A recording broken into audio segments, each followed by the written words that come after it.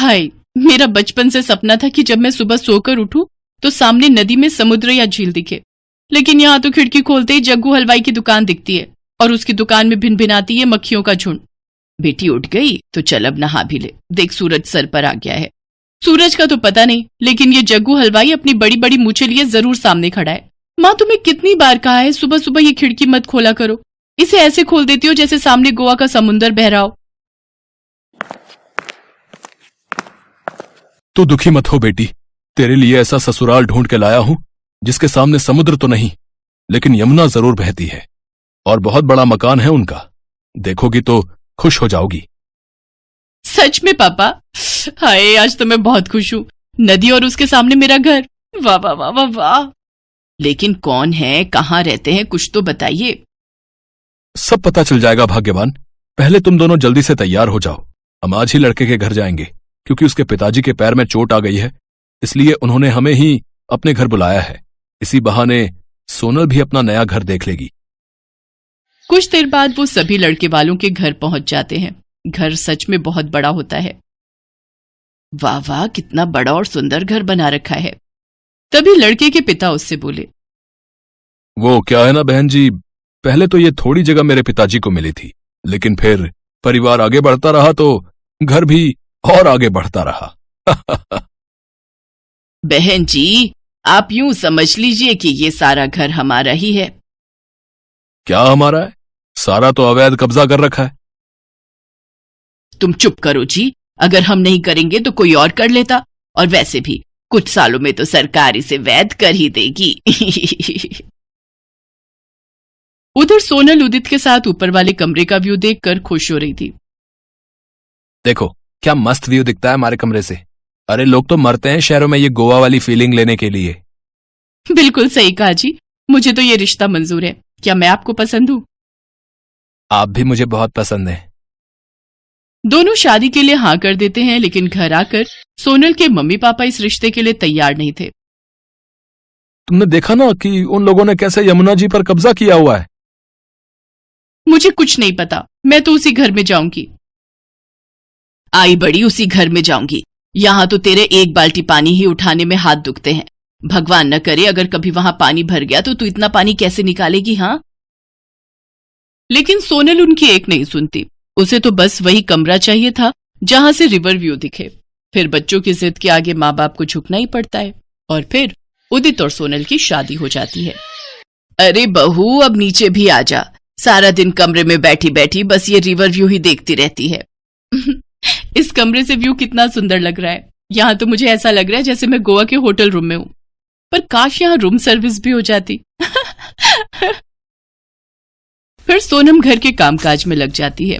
अगले दिन उसकी सास उसे अपने साथ यमुना घाट पर कपड़े धोने ले जाती है। वाह, कितना मजा आ रहा है। कपड़े धोने के बाद वो सारा साबुन वाला गंदा पानी यमुना नदी में बहा देती है। तभी कुछ बच्चे जो वहां खेल रहे थे वो उनसे कहते हैं, छी, ये आप क्या कर रहे हो? आपने इसे गंदा क्यों कर दिया?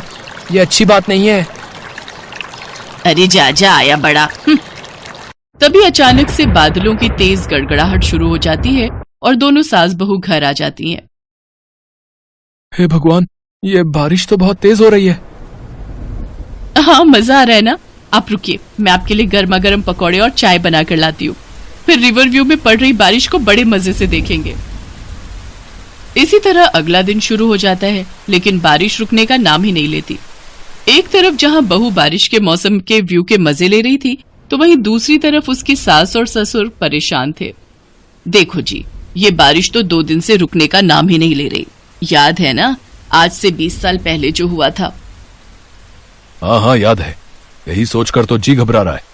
तुमसे मैंने पहले ही कहा था यमुना नदी के घर में मत घुसो, लेकिन तुमने मेरी एक ना सुनी।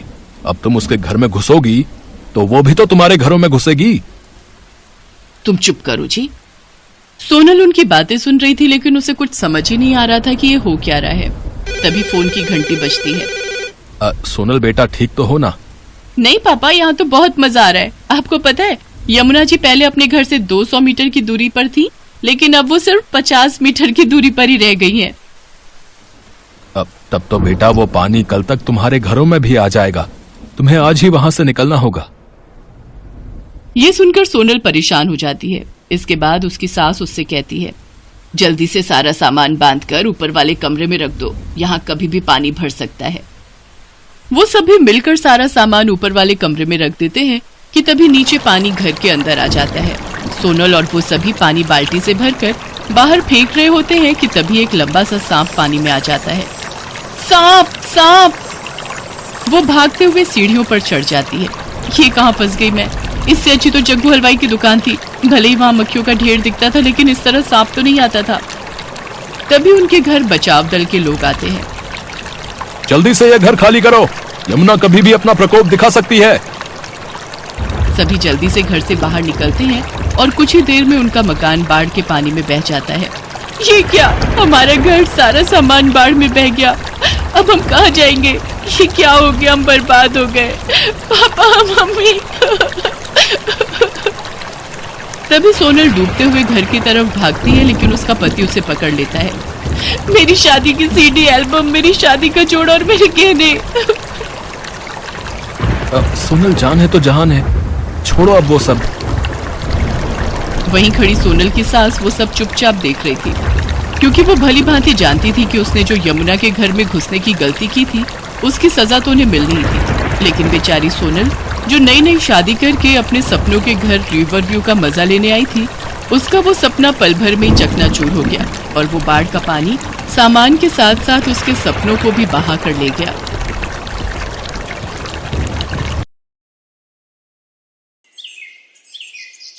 किशनपुर गांव में राघव नाम का एक व्यक्ति अपनी मां गोमती और बहन सुधा के साथ रहता था। गोमती और सुधा स्वभाव से बहुत ही तेज तर्रार थी।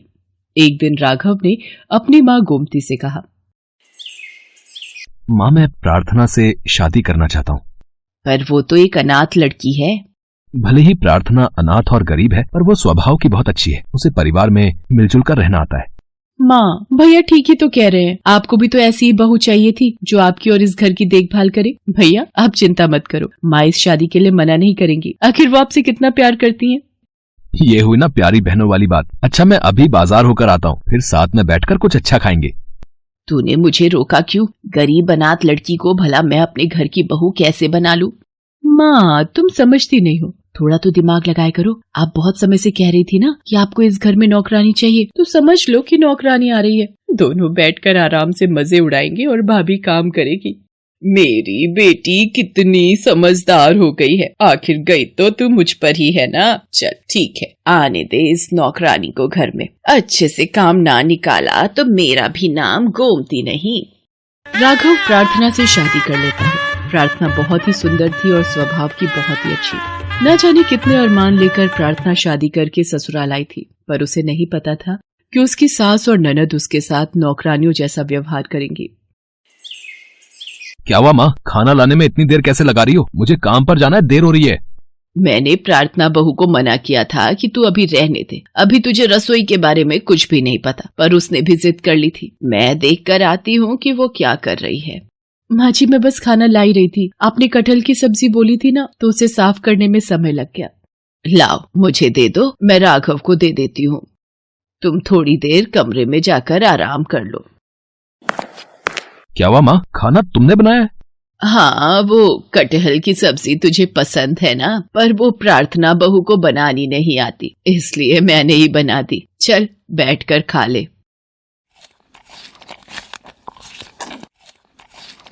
अरे वाह माँ, कटहल की सब्जी तो तुमने बहुत ही स्वादिष्ट बनाई है। अच्छा, मैं काम पर जा रहा हूँ। राघव काम पर चला जाता है। गोमती और सुधा इसी तरह प्रार्थना से नजरें बचाकर राघव से झूठ बोलती थी।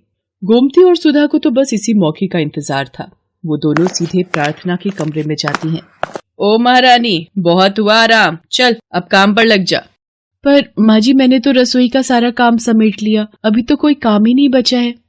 देखा माँ, इसकी तो जुबान भी निकल आई है। जैसा मैंने कहा है वैसा करो चुपचाप। कपड़ों का ढेर लगा हुआ है, पहले वो धो लो और उसके बाद रसोई में बर्तन पड़े हैं, वो भी करने हैं। चलो माँ, कर लेगी अपने आप, नहीं करेगी तो करवाना हमें आता है।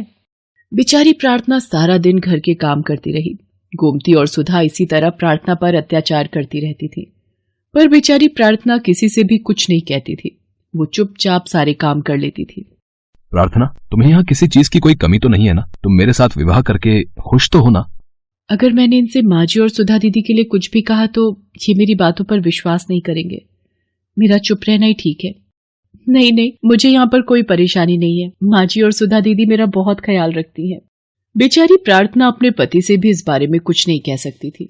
एक दिन प्रार्थना जब चाय छान रही थी तो उसके हाथ पर गरम गरम चाय गिर गई, जिसकी वजह से उसका हाथ जल गया।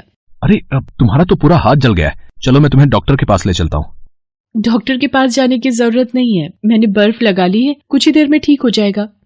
अरे तू क्यों चिंता करता है, मैं और सुधा हैं यहाँ इसका ध्यान रखने के लिए। तुझे जरूरी काम से दूसरे गांव जाना है ना, फिर तुझे आने में रात हो जाएगी। माँ जी ठीक कह रही हैं, आप अपने काम से जाइए, आपका जाना जरूरी है। ठीक है, फिर मैं जाता हूँ। तुम अपना ध्यान रखना, ठीक है? राघव को गए अभी कुछ ही देर हुई थी कि अचानक सुधा आई और गोमती से बोली, माँ अब रसोई का काम कौन करेगा? इसने तो हाथ जला लिया है। मेरी सहेलियां आ रही हैं, मैं उन्हें क्या खिलाऊंगी? अरे तू चिंता क्यों करती है, यही बनाएगी खाना सबके लिए। और वैसे भी राघव रात तक वापस नहीं आने वाला, तो उसको कुछ पता ही नहीं चलेगा। और अगर इसने अपनी जुबान खोली तो फिर ये नहीं जानती मैं इसका क्या हाल करूंगी। प्रार्थना रोती जा रही थी और सारा काम कर रही थी। उसने अकेले ही ढेर सारा खाना बनाया और सबको खिलाया। प्रार्थना का मन बहुत दुखी था और उसके हाथ में भी दर्द था। जब सुधा गोमती के साथ अपनी सहेलियों में व्यस्त थी, प्रार्थना रोती हुई चुपचाप घर से चली गई और रोती हुई दूर एक नदी के किनारे जाकर बैठ गई। मैं क्या करूं भगवान, मेरे ऊपर इतने अत्याचार हो रहे हैं, मुझे कुछ समझ नहीं आ रहा। मैं अपना दुख किसे कहूं? प्रार्थना फूट फूट कर रो ही रही थी कि तभी नदी में से एक देवी प्रकट होती है। तुम रो मत बेटी, तुम अपना दुख मुझे कह सकती हो। आप कौन है? बेटी मैं नदी की देवी हूँ, तुम मुझे माँ कह सकती हो। प्रार्थना नदी की देवी को अपनी सारी दुख भरी कहानी बताती है। नदी की देवी प्रार्थना से कहती है, प्रार्थना ये एक जादुई नदी है, अपना हाथ इस नदी के पानी में डुबो दो। माँ मेरा हाथ बिल्कुल ठीक हो गया। अब तुम्हें चिंता करने की कोई जरूरत नहीं है, जो भी तुम्हें रुलाएगा तुम्हारे आंसुओं की नदी में बह जाएगा। अब तुम बिना घबराए घर जाओ। प्रार्थना घर आ जाती है, पर तब तक राघव भी घर आ चुका था। देखा राघव बेटा, सारा घर का काम छोड़कर ये घूमने चली गई। मैंने और सुधा ने मिलकर ही सुधा की सहेलियों के लिए सारा खाना बनाया। अरे हमने तो इससे इतना कहा था कि तेरा हाथ जला हुआ है तो तू आराम कर ले। हमने इससे काम करने के लिए थोड़ी कहा था जो ये चुपचाप हमें बिना बताए चली गई। ये सब क्या देख रहा हूँ प्रार्थना, तुम्हें माँ और सुधा से क्या परेशानी है? भैया ये तो हम दोनों से ही जलती हैं। जिस दिन से ये आपके साथ शादी करके आई है, ये हमें एक आंख पसंद नहीं करती। नहीं नहीं, ऐसी कोई बात नहीं है। मैं तो सारा खाना बना कर ही गई थी, मेरा मन उदास था इसीलिए कुछ देर के लिए चली गई थी। अगर तू सारा खाना बना कर गई थी तो हम दोनों माँ बेटी क्या झूठ बोल रहे हैं? राघव अगर तुझे इस पर विश्वास है तो एक काम कर, हम दोनों माँ बेटी यहाँ से हमेशा के लिए चले जाते हैं। अब तो भाभी तुम्हारी कलेजे में ठंडक पड़ गई होगी। हम दोनों माँ बेटी को घर से बेघर क्यों कर रही हो? तुम्हें तो शर्म आनी चाहिए, हमारे ऊपर झूठा इल्जाम लगाती हो। मैं सच कह रही हूँ, ये लोग मेरे से बहुत काम करवाती थी और आज भी मैंने ही खाना बनाया है। प्रार्थना रोते रोते राघव को अब तक की सारी बात बताती है, पर अचानक प्रार्थना की आंखों से गिरे आंसू एक नदी का रूप ले लेते हैं और गोमती और सुधा उस नदी में डूबने लगती हैं। नदी के ऊपर गोमती और सुधा के द्वारा किए गए अब तक के सारे अत्याचारों का चित्रण आ जाता है, जिसे देखकर राघव गुस्से में आ जाता है। राघव बेटा बचाओ, हम डूब रहे हैं। भैया बचाओ, ये नदी हमें ले डूबेगी। माँ सुधा, मैंने सब देख लिया है। तुम लोगों ने प्रार्थना पर कितने अत्याचार किए, पर ये बेचारी कुछ भी नहीं बोली। अब यही आप दोनों को बचा सकती है। प्रार्थना बहू, हमें माफ कर दो, हमसे गलती हो गई। हमने तुम्हें बहुत दुख दिए, हमें बचा लो। भाभी मैंने आपको बहुत सताया, पर मैं मरना नहीं चाहती, मुझे माफ कर दो। हे नदी की देवी, ये जैसी भी है मेरी माँ समान सास और मेरी बहन समान ननद है, इन्हें माफ कर दो। इनकी तरफ से मैं माफी मांगती हूँ। ठीक है प्रार्थना, अगर तुम चाहती हो तो मैं इन दोनों को माफ कर देती हूँ। तुम सदैव अपने परिवार के साथ खुशी से जीवन यापन करो, मेरा आशीर्वाद तुम्हारे साथ है। गोमती और सुधा को एहसास हो गया कि हमें कभी भी किसी के साथ बुरा व्यवहार नहीं करना चाहिए, नहीं तो बुराई हम पर पलट कर आती है।